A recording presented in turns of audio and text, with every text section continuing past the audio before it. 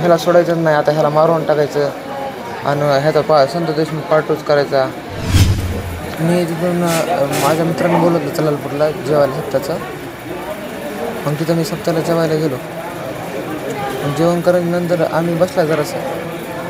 मग तिथं आहे ना तिथले त्या लोकांचे भांडणं लागली की मग मी तिथं फक्त बघायला होतो, लांब म्हणजे साईडला होतो.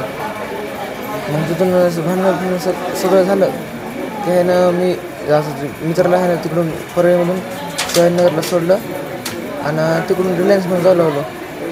रिलायन्सपाशी आहे ना त्याला माहीत होतं का की मी येणार आहे म्हणून तिकडूनच.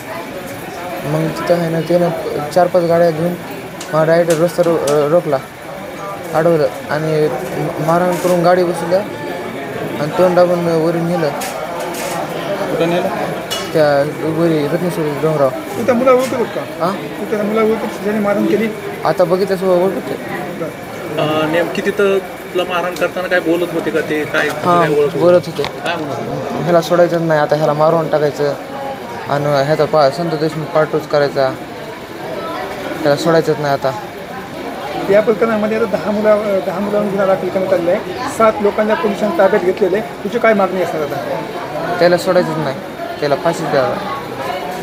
ते मारून टाकत होते, जर माणसानं बघितलं नसतं तर मी जिथंच राहत नव्हतो. काय हत्यार होते त्यांच्याकडे तुला माहिती? ते तसली म्हणजे कत्ती होत्या, अजून लोखंडाचे रॉड होते, असे बांबू होते म्हणजे लाकूड.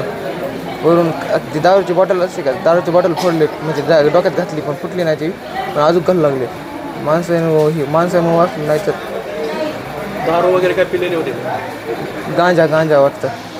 गांजा पिलेले. हां, चालेल.